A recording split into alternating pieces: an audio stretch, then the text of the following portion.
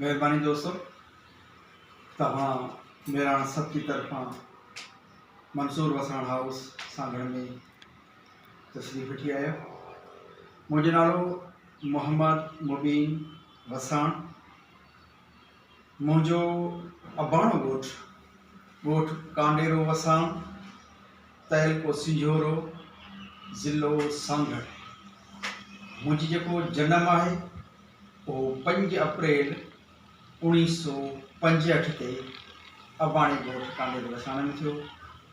और तहरीक के हवाले से जिते ॿियनि माॻनि मकाननि जी तमामु घणी मशहूरी है, इन हवाले से जैसे पान सिंझोरे तालुके की ॻाल्हि था करियूं तो उते गणक बंगलो ऐं हुर जमात जे गाज़िन फ़क़ीरनि शहीदनि उन सॼी सिंध इन वाक़िअनि सां भरियल आहे।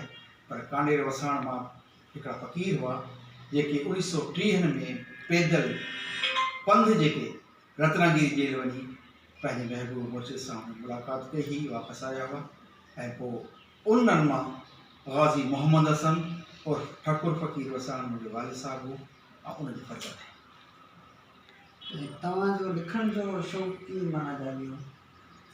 हाँ बिल्कुल, जी माण्हू तैलीम के लिहाज़ का इल्म के लिहाज़ का माण्हू बाहर निकिरे थो। असांजो बुनियादी तौर ते माइट वीचारा जेके लोहनि जेलनि तकलीफ़ुनि में हुया, पर जॾहिं बाहर आया तो ऐं सम्झां थो त मुंहिंजे वालिद साहब खे हिकिड़ो तमामु घणो अहसासु हो उन शइ जो त पंहिंजे औलाद खे तैलीम ॾिजे। इन लिहाज़ का हुन मूंखे मदद कई, हेल्प कई तमामु ग़रीबी हाल में। ऐं हिकिड़ी ॻाल्हि सम्झां थो त मुंहिंजे वालिद साहब जॾहिं पीर साहब ते 1930 में सखर सेंट्रल जेल में केस हलियो थे तो हू ॻाल्हियूं इहे कंदो जेके इंटरव्यू में अॻिते हली पाण ॿुधंदासीं। त मुंहिंजे वालिद साहब काज़ी आज़म मोहम्मद अली जनाह खे अखी ॾिठो हुयो ऐं उन मां मुतासिर बि हुयो। ज़ाहिर पी सिसोली पासा जो तमामु वॾो किरदारु, इन लिहाज़ खां हू मूंखे चवंदो त बाबा तूं पढ़ंदे। ऐं उन वक़्तु उन्हनि खे जीअं झूना बुज़ुर्ग माण्हू हुआ, उन्हनि खे बैरिस्टर जो लफ़्ज़ सही वठण में कोन ईंदो। जीअं कायदे आज़म बैरिस्ट्री पास कई, ॿाहिरि लंडन मां आयो, त मूंखे चवंदो त बाबा तूं पढ़ी बालेटर वकील थींदे, बैरिस्टर बालेटर। तव्हां सम्झंदा त उन मुंहिंजे वीचार मिस्किन वालिद साहब जी उहो बैरिस्टर त हिकिड़ो तमामु वॾो ख़्वाबु आहे। पर आउं पढ़ी अॻिते लेक्चरर ऐं हाणे एसोसिएट प्रोफेसर थी वियुसि। हर तरीक़े ते तव्हां घणा किताब लिखिया आहिनि? हाँ बिल्कुल, इहो जीअं तव्हां ॾिसो त हिकिड़ो सिलसिलो आहे।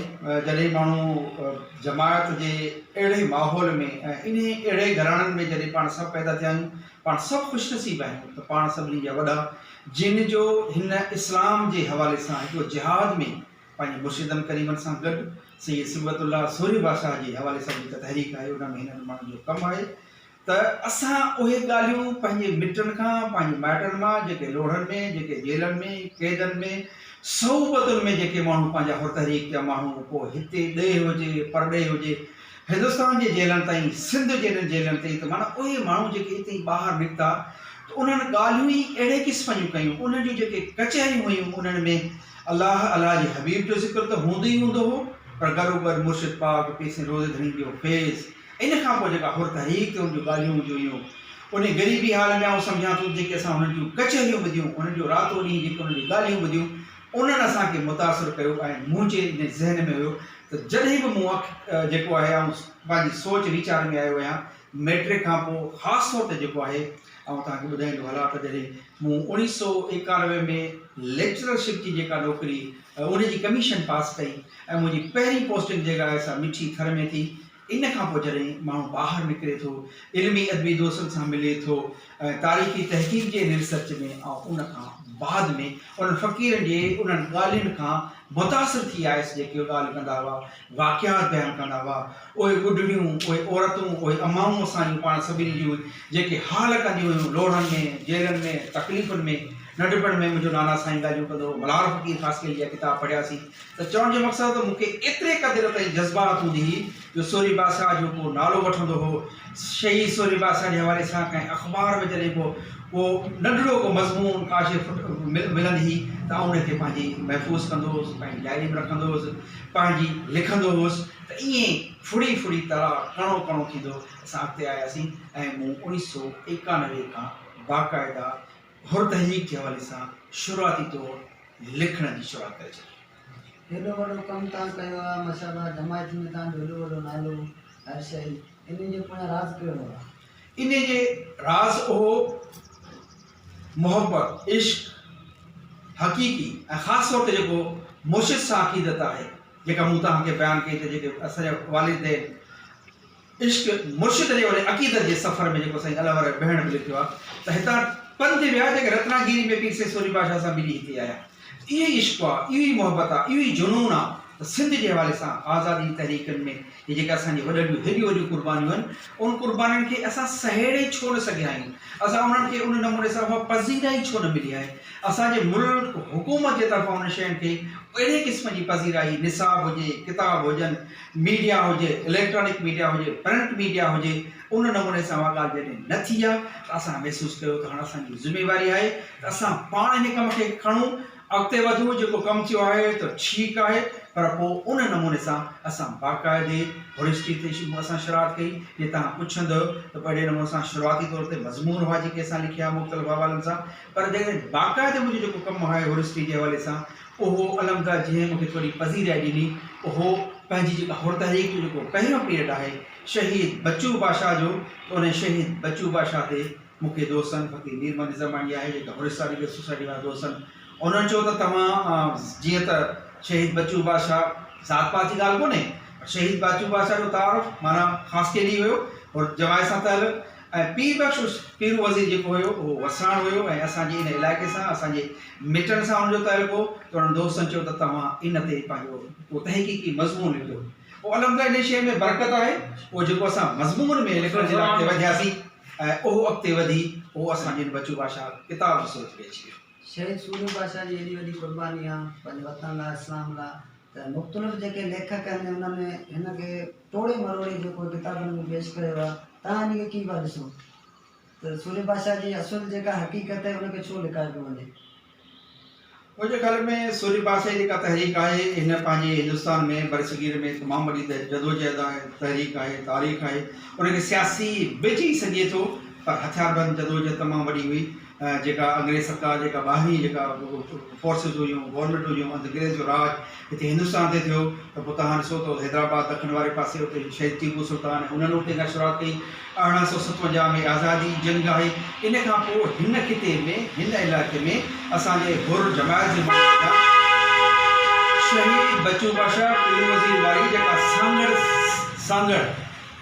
जेका सांगड़ हुकूमत जेके पाण चऊं था, उहो तमामु वॾी जदोजहद हुई, तमामु वॾो हिकिड़ो बुनियादु हो, पेर हो, विख हुई जंहिं ते हुननि फ़क़ीरनि खे अॻिते वधायो। ऐं तव्हांजी ॻाल्हि हाणे मौज़ूअ ते इन ते त सूरी बादशाह जी तमामु वॾी तहरीक हुई, तमामु वॾी जफ़ाकशी हुई ऐं हुन डीप में वञी पोइ पाण खे ख़बर पवंदी त केॾो ख़्यालु हुन माण्हू रखियो पिए हिन धरती जी आज़ादी, हुन आज़ादी जे लाइ। जॾहिं हिते गणक बंगोले तां पंहिंजी शुरूआत कनि था, त उन शुरूआत में तव्हां ॾिसो जेके गाज़ी भर्ती थियनि था 1838 में अक्टूबर में, त उन्हनि गाज़ियुनि खे जेके पाण हुकुम थो ॾे, अहकाम थो ॾे, जेका तलक़ीन थो करे त हिन वतन जी आज़ादी जे लाइ, हिन इस्लाम जी सरबरोदी जे लाइ तव्हांखे हिन घुरायो वियो आहे, तव्हां पंहिंजी रज़ा ख़ुशी सां ऐं पंहिंजो जेको आहे सो कहिड़ो किरदारु अदा करणु चाहियो था, तव्हां ख़ुशी सां आया आहियो।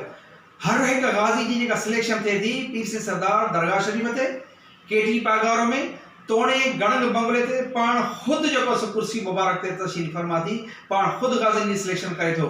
उन तमामु जमात जा जेके वॾा मोहतबर गाज़ी फ़क़ीर उन वक़्तु मौजूदु आहे। शहीद मोहम्मद यूसुफ फ़क़ीर ॿ, वरिया फ़क़ीर ख़ासि केली, इसराई सावण खान खां सवा ॿिया काफ़ी, माबश फ़क़ीर संजराणी हो, दोदो फ़क़ीर कोरी हो, इन नमूने सां जमात जा मोहतबर माण्हू गॾु हुआ। उहो सभिनी उन्हनि जे साम्हूं पीर साहिब जेका जदोजहद शुरू कई, गाज़ी तहरीक जेका शुरू कई, उहा तमामु वॾो प्लेन हो, तमामु वॾी ॻाल्हि हुई। पर उहा जेका तहरीक हुई, अमली तहरीक बि असांखे नज़र आई, पर इहो ज़रूरु आहे त उहो बदकिस्मती सां पीर साहिब खे जेको आहे सो वक़्त खां पहिरीं गिरफ़्तार जेको कयो वियो, ये काफ़ी शयूं डीपली वञी पोइ त ख़बर पवंदी, उन जे करे नुक़सानु ज़रूरु थियो। पर पोइ जेके गाज़ी, उहे जेके शहीद, उहे फ़क़ीर जेके हुर हिस्ट्री में जेके लिखिजी विया गाज़ी, हिकिड़ा पीर साहिब जे हथ जा लिखियल गाज़ी हुआ। इन खां सवाइ जमायत में जेके बि हुकूमत हाणे तव्हां धड़ाधड़ गाज़ियुनि खे जेको इन में आणियो, त उन्हनि माण्हुनि मखीअ में, अछरोथर में, केटी पागौर में बाक़ाइदे ट्रेनिंग्स हासिल कयूं ऐं पोइ मैदान में अमल थी विया। जॾहिं पीर साहिब गिरफ़्तार थी वियो, त गिरफ़्तारी खां पोइ उहे फ़क़ीर जेके हुआ, उहे जेके लीडिंग रोल जिन माण्हुनि जो हो, मोहम्मद फ़क़ीर भेण हुयो या काफ़ी अहिड़े क़िस्म जा माण्हू हुआ, उन्हनि शइ खे अॻिते वधायो हो ऐं तमामु वॾी तहरीक आहे। अञा मुंहिंजे सुवाल जी छो त तमामु वॾी हिस्ट्री आहे, इन खे सहेड़णु, इन जी माण्हू आख़िरी पीक ताईं पहुचणु आसान थोड़ी आहे।